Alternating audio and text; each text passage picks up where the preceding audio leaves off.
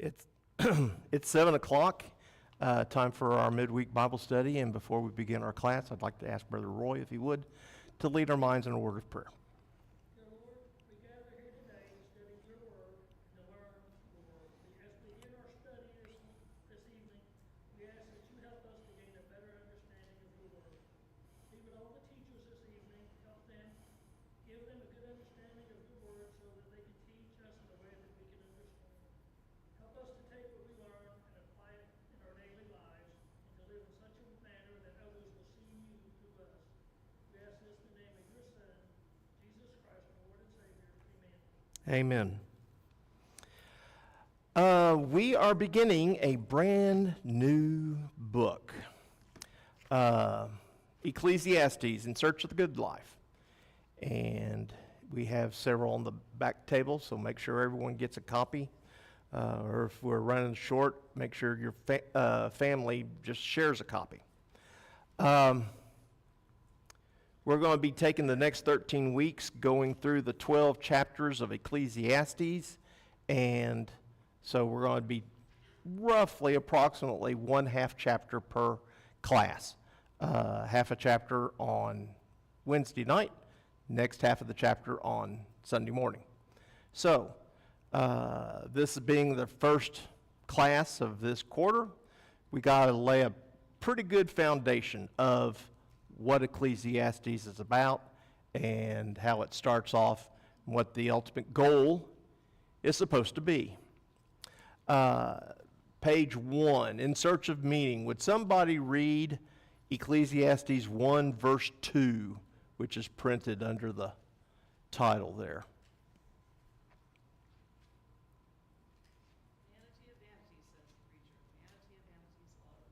Okay, so Lydia did a good job of reading chapter 1, verse 2. We're going to be going through Ecclesiastes. Does anybody need a book? Jamie has a few more in his hand. Was this the book that you just used? Okay, so Jamie, if you have any questions about the answers, ask Jamie. Yeah, and if anybody wants to know more about Ecclesiastes, ask Roy, because Roy was our teacher last time we went through Ecclesiastes. So, we're going to try to... You did a great job, Roy, an excellent job. Making sense out of life isn't easy, such is the problem confronting the preacher. In Ecclesiastes, as he takes us along his own personal journey of discovery. Each enterprise undertaken, from acquiring wisdom and amassing wealth to a pursuit of power and pleasure, ended in emptiness, as evidenced by the repeated sigh, vanity of vanities, all is vanity. Life under the sun is the focus of Ecclesiastes, yet it is only when the author looks above and beyond the sun, embraces the Creator himself, that he comes to realize the ultimate in human fulfillment. We have here kind of one of the shorter books. It's in the class of the Old Testament called the Books of Wisdom. But this book tells us that wisdom isn't the answer. Kind of ironic there. Especially human wisdom. Human wisdom's not the answer.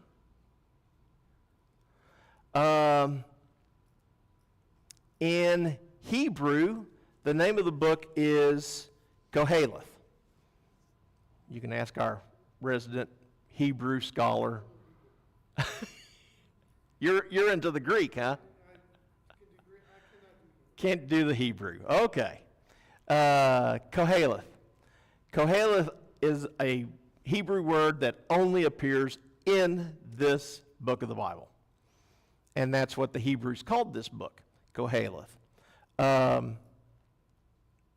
It means preacher. Sometimes a Bible will call this book from the preacher, of the preacher. When this book was translated from Hebrew into Greek, Koheleth is related to the Hebrew word kohal. Kohal means an assembly. The Greek translators saw that section of Koheleth, kohal, said, okay, we're going to name it after our word for assembly. The Greek word for assembly is ecclesia. Ecclesia. And from that word, we get Ecclesiastes. So whether we're talking about the preacher preaching to the assembly or the assembly itself, Ecclesiastes is what the Greeks called this book. And that's why we have it called by a Greek name, Ecclesiastes. It starts off, the words of the preacher, the son of David, king in Jerusalem. There's a little bit of scholarly debate over who the preacher is. Most people will say it is Solomon, but because he was son of David and he was also king in Jerusalem. There were several kings who took on the moniker son of David. Even Jesus himself in Matthew 1:1 is called son of David. Hezekiah might have been one. Other kings might have been one. I like the idea that it is Solomon. So we're going to try to stick with the term Solomon. Does it matter who wrote it? No. It's part of our Bible, though. It's the words of God, or God inspired the writer, perhaps Solomon, to write it this way. Vanity of vanities, says the preacher. Vanity of vanities, all is vanity. Does anybody have a translation that uses a different word there other than vanity? Meaningless? Meaningless of meaningless. Futility. Futility of futility. Or maybe your center column reference might have a substitute word. Okay. This word in Hebrew, I believe it's called kabar.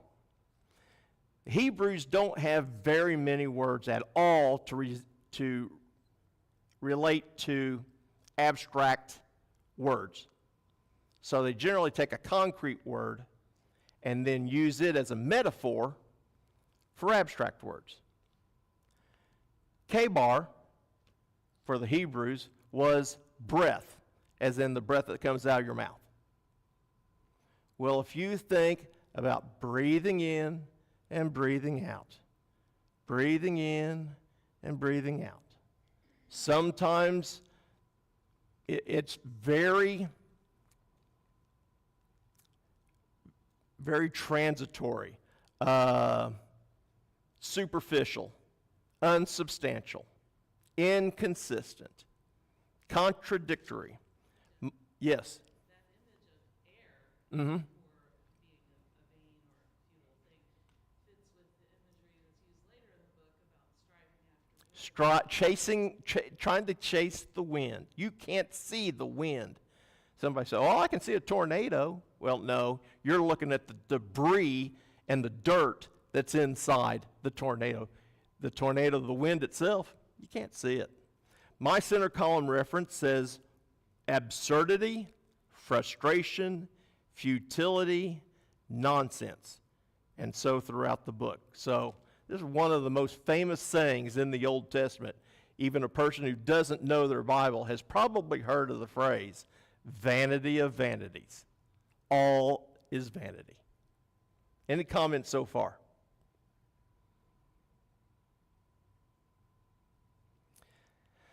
There's something really interesting about the doubling of the word, vanity of vanities. Anybody have an idea what that might be? The Hebrews don't have a suffix in their language, est. You know, we think of the suffix est as being the biggest, or the funniest, or the, largest. Est means it's superlative. All right. Hebrews don't have that.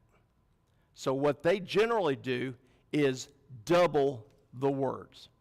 So we have phrases in our Bible where it might say vanity of vanities, or it might say Lord of lords, God of gods. That's in Psalm 136, about verse 1 or 2. King of kings. Book following Ecclesiastes is called the Song of Solomon. Anybody else know what they call the Song of Solomon? The Song of Songs. Does anybody remember what the King James Version calls the most inner part of the tabernacle that they carried around in the wilderness? The Holy of Holies. So that's making it as major as they can. The Holy of Holies. The Song of Songs. The best song. The Song of Solomon. That's what the preacher's doing in Ecclesiastes. Vanity of vanities. All is vanity. Futility of futilities. Frustration of frustration. Absurdness of absurdness. He's going to go on his own personal journey, he's journaling his thoughts and musing about what's the meaning of everything. What profit has a man from all his labor to which he toils under the sun? One generation passes away and another generation comes, but the earth abides forever. He's got a bunch of world weariness going on. He sees it in nature, verse 5. The sun also rises and the sun goes down and hastens to the place where it arose. The wind goes toward the south and turns around to the north. The wind whirls about continually and comes again on its circuit. All the rivers run into the sea, yet the sea is not full. To the place from which the rivers came, there they return again. He sees it in nature. He sees it in human affairs. Things just keep cycling around. That's all that he sees. All things are full of labor. Man cannot express it. The eye is not satisfied with seeing, nor the ear filled with hearing. That which has been is what will be. That which is done is what will be done. And there is nothing new under the sun. Is there anything of which it may be said, see, this is new? It has already been in ancient times before us. There is no remembrance of former things, nor will there be any remembrance of things that are to come by those who will come after. I think we've got enough stuff there to comment on. What about this cycle of nature? Is it just going to keep on keeping on? You've got the sun comes up in the east, sets in the west, Tomorrow, where's it come up at? In the east. Where's it set at? In the west.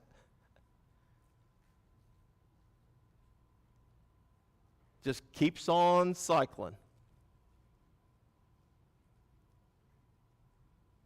The eye is not satisfied with seeing, nor the ear filled with hearing.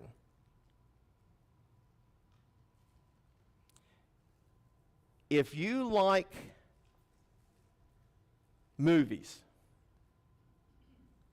have you seen every movie that you want to ever think you want to see? Or is there more movies you want to see? Yeah, there's going to be more movies you want to see if you like to watch movies. Your eye hasn't filled up with all the movies that it wants to watch. The ear filled with hearing. Jamie Richardson, have you heard every single song that you ever want to hear, or is there going to be more music that you want to listen to? There's going to be more music you want to listen to. The ear filled with hearing? Nope. The writer knows that.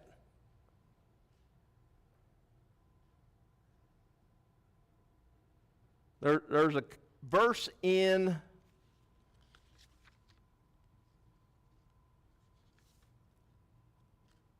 Proverbs 30. Reminds me of this. But somebody read for us Proverbs 30, verses 15 and 16.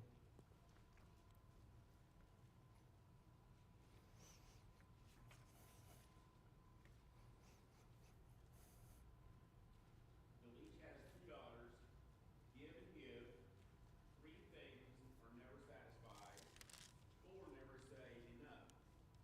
Sheol, the barren womb, the land never satisfied with water, and the fire that never says enough. So the writer of Proverbs says there's a few things in life that never get filled up, no matter how much you put into it. A fire never says, oh, I've had enough, don't give me any more. It wants to burn some more. The grave, has the grave ever said, I'm full of dead bodies, I don't want any more dead bodies? Nope. Grave says, bring them on. I'm never full. Earth drinks up the water.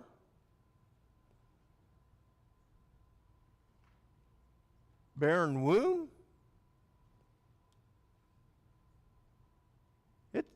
It's never done. The eye is never full, never satisfied. The ear is never full, never completely satisfied. Evan. I like where you're going with that. To keep things in perspective, it talks about the earth abides forever. Mm-hmm. The word forever means long duration, is what the word means. It does not mean never ending. Right. Because there are two different words for forever. Yeah. You have the end of an age, Mm-hmm. basically long duration, or forever and ever and ever and ever, no without end. Yeah. Eternity. Eternity. The word here that's used is about long duration. Yeah. It's like it does come to an end. One of these days, these things will come into an end. Mm-hmm. As far as we live on this earth, it seems like it will never end. It's always continuing. One day it will end, and that's of course when God comes. You're right. The earth will burn up. And we've been told it was destroyed once by water. Next time it will be destroyed by fire. And the promise that he won't do it by water again is the rainbow that we see after every storm. This is in verse 4. One generation passes away, another generation comes. It just keeps cycling on. Yes, yes, Peg. When you talk about one generation goes away, I'm 78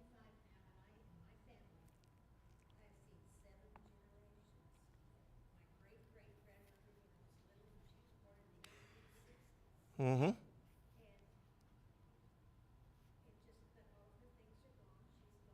Yep. Yep. Yep. I've seen 6 generations myself. And not in my family, in somebody else's family. In my wife's family, I've seen 6 generations there. Yeah, you live long enough, you're going to see the generations keep on rolling. Good comments. Anybody else?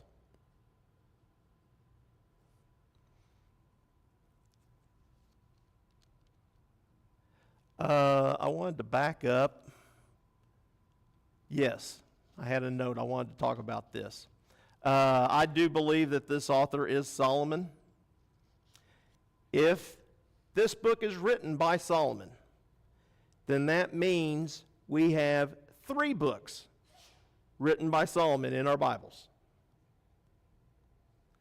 We've got Proverbs, Ecclesiastes, Song of Solomon. And you can kind of put them in order. The Song of Solomon talks about love. It sounds like it's written by a young man. They're written by, somebody who's talking about marriage, talking about starting a life together.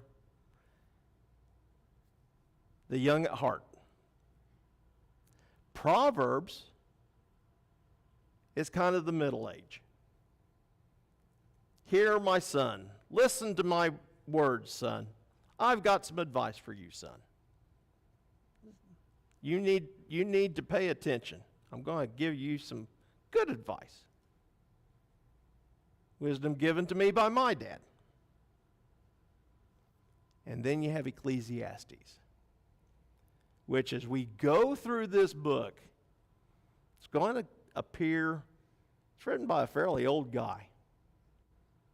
He's lived his life, and he's checked out this, he's checked out that, he's checked out love, he's checked out possessions, he's checked out wealth, he's checked out wisdom and knowledge. He's checked all this out. That which has been is what will be. That which is done is what will be done. And there is nothing new under the sun. I threw this sketch together. This is kind of the idea what people of that time frame thought of the earth. You have the sun, and he's talking about everything under the sun. It's empty. And we can start writing words up here. Wealth, love, possessions, collections, entertainment. It doesn't last. It's going to be empty. The emptiness of life, or the inadequacy of human wisdom. As much as you want to try to collect, and he tried to collect as much of it as he could, he wasn't happy with it.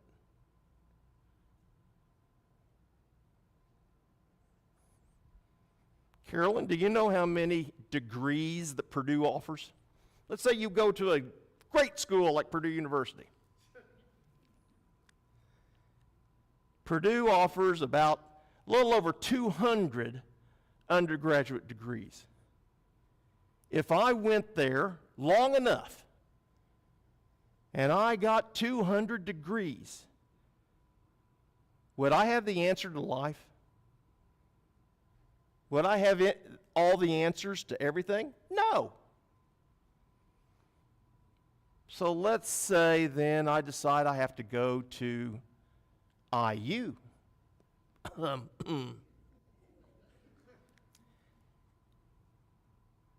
IU's got about 2,400 different degrees and majors. And I have enough time Oh, by the way, the state of Indiana told IU last year that they have to cut 100 of them out. They got too much going on.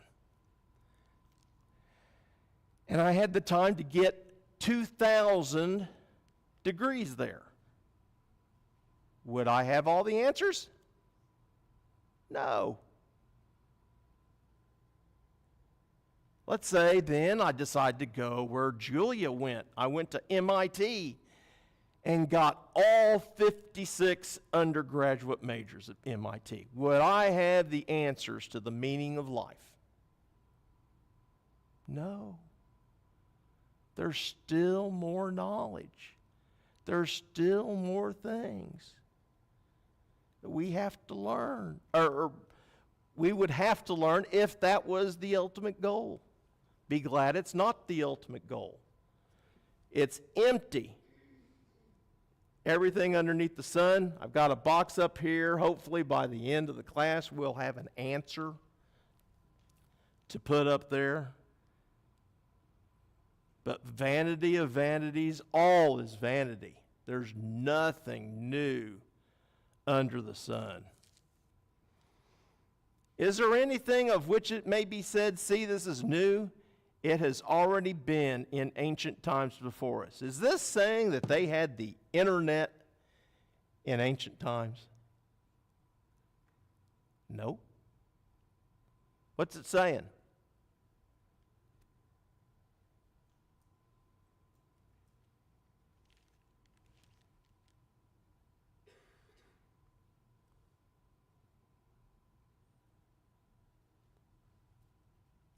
What's it saying?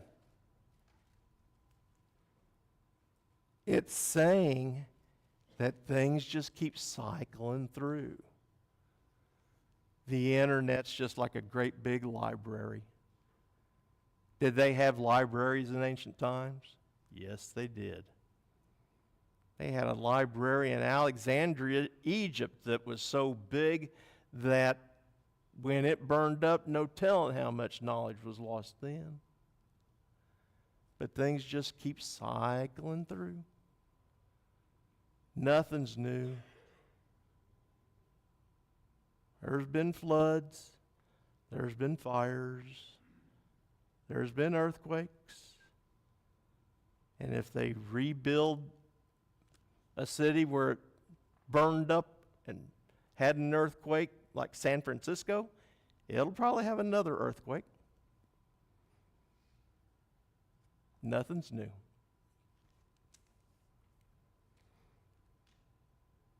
There is no remembrance of former things, nor will there be any remembrance of things that are to come by those who will come after. What's that saying?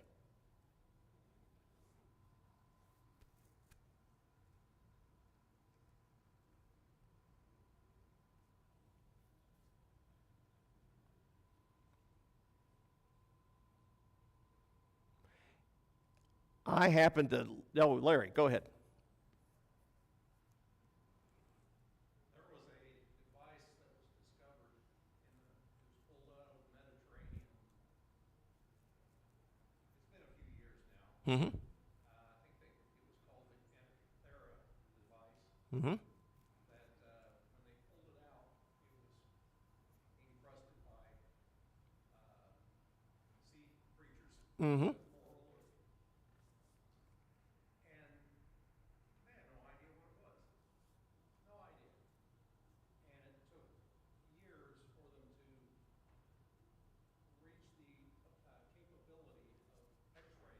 Mm-hmm. And they found out it was a computer. Yep. It had been forgotten. The means of making it has been forgotten. There are types of glass that we have record of that they were wonderful. They were so highly prized. We have no idea how it was made. Have no way. Pieces of it. Yep. We don't have any way of knowing. Archaeology is a fascinating study, especially when you start, bringing up things like that they used to do this kind of stuff. We don't know how they did it anymore. The ancient Greeks did brain surgery. Yep. There was a doctor, here about 100 years ago, who knew that the American Indians did surgery with black obsidian cutting tools, which were sharper than any scalpel that they had.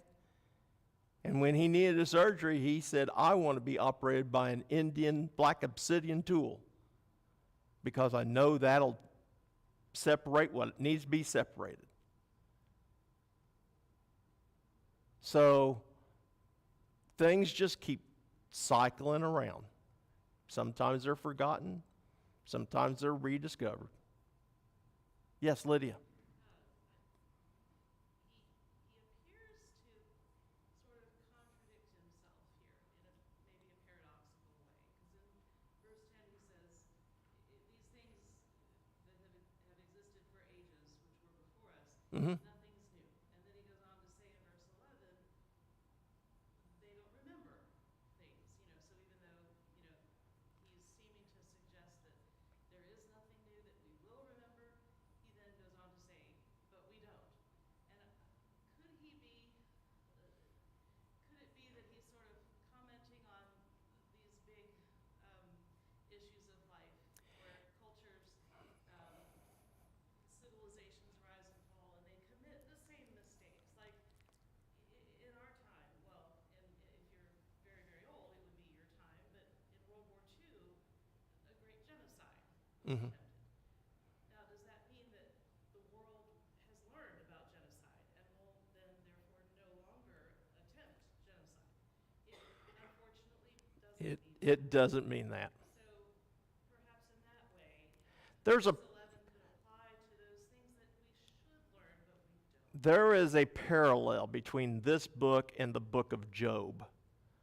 Job goes through everything that he went through and wonders, why is this happening to me? And does he ever get the answer? Not really. He says, I know I'm supposed to do what God wants in joy. I know I'm supposed to do what God wants in sorrow. But what's the meaning of my suffering? And he doesn't get the answer. The preacher comes at the same questions from the other side of it. He comes to the question in prosperity. He comes to the question in seemingly good health. What's the meaning of life? What's all this supposed to be? He says, I know I'm supposed to believe in God in joy, and I know I'm supposed to believe in God during my sorrows. But where does it all lead to? And it's going to take us a little while to finally get to the answer.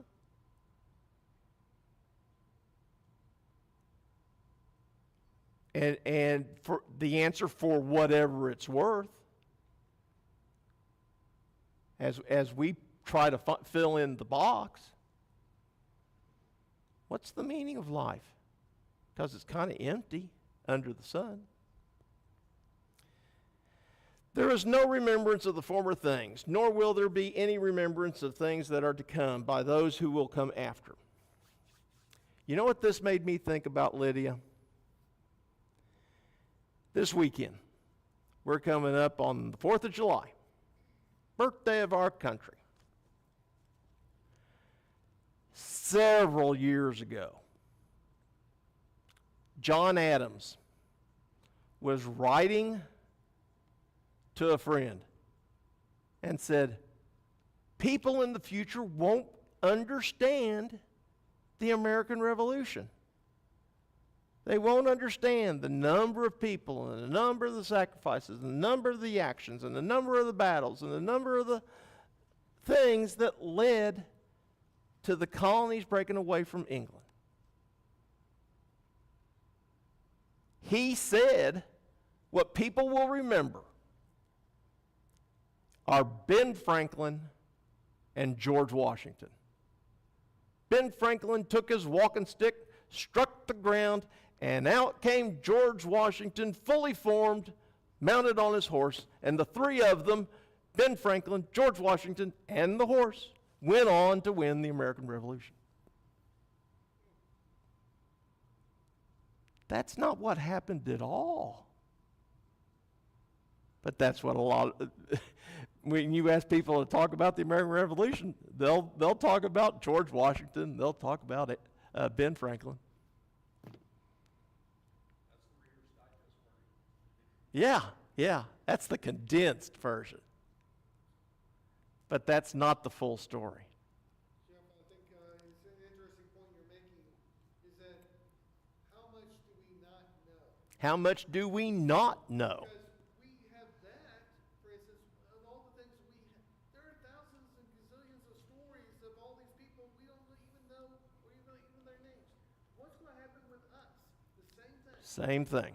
Nobody's going to know about our daily lives or anything, and then it'll be forgotten. But to tell you something about that, a lot of people won't know your name. But God knows your name. And God knows your name. And God knows your name. And God knows your name. That's the important thing. People won't remember us. But God knew us before we were born. And He knows us now. He made us. He put us together. I think that's part of where our answer is going to lead us to. We're almost out of time. Anybody else want to comment on the first 11 verses of Ecclesiastes chapter 1? Vanity of vanities. Futility of futilities. If you think happiness is found under the, there is transient, there is temporary happiness. But that's all that it is.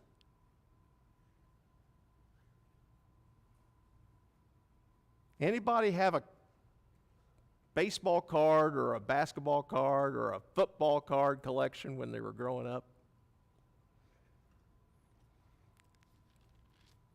Did you ever complete the collection? No. Did you ever complete your collection? No. Anybody collect stamps or collect coins or collect stuff? Yeah. Did you ever complete the collection? No. There's always more. And even if you did collect every single football card, Jamie, you know what you got? A collection of old man pictures. Yeah. So it might be enjoyable for just a little while. But the preacher says it's not the pathway to happiness.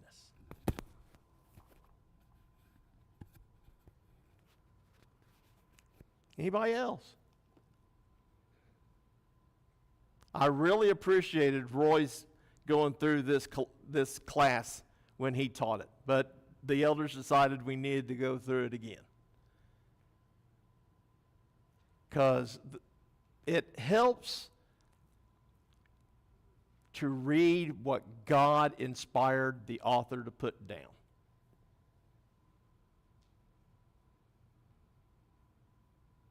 It always helps us reading the words that God wanted us to know about. Thank you all for your comments. Be ready to answer questions on Lesson 1 on Sunday, and also to comment on the second half of Chapter 1. Thank you.